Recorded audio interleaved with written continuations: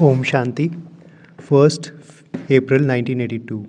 Today, Bap Dada, the bestower of fortune, was seeing both the fortune and renunciation of all his children. What have you renounced, and what fortune have you attained? You know that in return for one fold renunciation, you receive a return of multi million fold fortune. Knowing the deep meaning of renunciation, when children renounce even a little bit, a very clear and long line of fortune is drawn. There are different stages of renunciation. In fact, your becoming Brahma, Kumars and Kumaris is also a renunciation, and in return for this, you receive the fortune of a Brahmin life. Regarding this, just as all of you are called Brahmins, so too all of you have become souls who have renounced. However, there is a number of renunciation, and therefore there is also a number in attaining a fortune. All of you are called Brahma Kumars and Kumaris, but someone becomes the number one bead of the rosary, and someone else becomes the last number bead. Even though all are Brahma Kumars and Kumaris, all of you renounced your Shudra life. So, why was there a difference between the first number and the last number? Whether someone is moving along while living at home as a trustee, or whether someone has become free from the household and having become a server is living at the center. Whether someone is a trustee or a server, but both types of Brahmin souls are called Brahma Kumars and Kumaris. The surname of both is the same, but the basis of the fortune of both is their renunciation.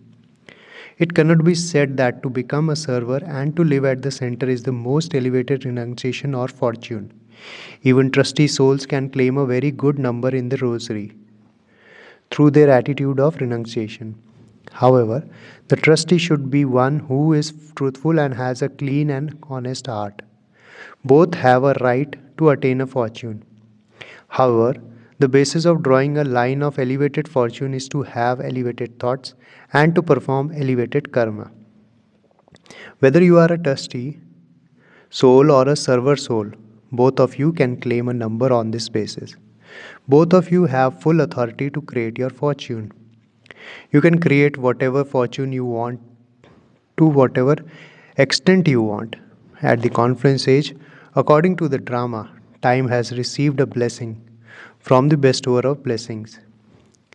Anyone who wants to can become one with an elevated fortune. To become a Brahma Kumar or Kumari means you bring your fortune with you from birth. The moment you take birth, the star of fortune is sparkling on the forehead of each one of you. This has become your birthright. To be a Brahmin means to be fortunate. However, to what extent you increase the birthright that you have attained, or make the star of your fortune sparkle even more, or make it elevated, depends on your effort. To imbibe and use in your practical life the rights of fortune you have received means to increase the property you have received from the Father. Earning it or using it up depends on each one. As soon as you take birth, Bap Dada gives everyone the same property of fortune and the same elevated blessing. May you be fortunate. All of you children are given the same title, long lost and now found. Beloved, lovely child.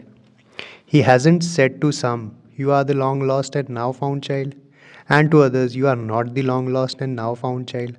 However, the number is created by looking after the property and increasing it. It isn't that Baba gives 10 times multi-million fold to the servers and only 2 times multi-million fold to the trustees. He says, all of you are multi-million times fortunate. However, to look after the treasure of fortune means to imbibe it in the self, and to increase the treasure of fortune means to use it for service through your thoughts, words, and action. It is in this way a number is created. All of you are servers, all of you are the embodiment of dharana, but you are number wise in becoming that.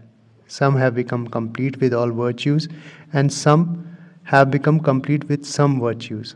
some are the constant embodiment of dharana, and some are sometimes the embodiment of dharana and sometimes embodiment of fluctuation. When they adopt one virtue, then they aren't able to use another virtue at the same time. For instance, you may need the power to tolerate and the power to accommodate at the same time. If you simply imbibe the power or the virtue of tolerance and are unable to use the power to accommodate at the same time, and then say, "Well, I have tolerated for so long, is this a small thing? Only I know how much I have tolerated. And if after tolerating it, you were unable to accommodate it, and you didn't use the power to accommodate, then what will happen? You will speak about it here and there. That that one did this and you did that, so you definitely performed a wonder that you tolerated, but you spoke of the wonder you performed and turned it into an upheaval. Because by speaking about it, firstly you became body conscious and secondly you think about others. Both these types of action are performed. In this way, if you imbibe one virtue and not the other, then you are unable to become the embodiment of dharana that you want to become. Because of this, you are not always able to imbibe the treasures you have received. That is, you are unable to look after them. Not looking after them means you have wasted them. Some look after them and others lose them. There will be a number then, will there not? To use in service in this way means to increase the property of fortune. In this too, all of you do service, but there is a difference in serving with a true heart and with true love, and in serving as a server. Some serve with a true heart and some serve on the basis of their head. So there will be a difference, will there not? There is a difference of day and night in doing service on the basis of having a powerful brain and having many points and in serving with an honest heart. Those who serve with their heart will make others belong to Dilaram, the comforter of hearts. Those who serve with their head will only teach others how to speak and make others speak. One churns and the other one simply speaks. One is a server who truly serves as a server, and the other is one who serves just to earn a name. So there is a difference, is there not? Whoever the true servers serve, they will give them the experience of the instant fruit of attainment. Those who serve simply to earn a name will at that time attain a good name for themselves in the form of praise. You related very well, you spoke very well. However, they will be unable to give the experience of the fruit of attainment. So there is a difference, isn't there? In this way, one serves with true love and the other serves as a duty. Those who serve with true love will not be able to stay without forging the connection of love with others. Those who serve just as a duty will finish their work and complete the week's course and give them the yoga course, the dharana course, and even bring them to the point of listening to the Murli, but will not consider it their responsibility that the love of that soul should become connected with the Father. He will give course upon course, but will not fill the soul with any force, but will think that he has made a lot of effort. However, it's a law that only those who have deep love for service are able to connect the love of others. So do you understand the difference? This is to increase the property that you have received. Due to this, to the extent that you look after it and to the extent that you increase it, you claim a number ahead accordingly.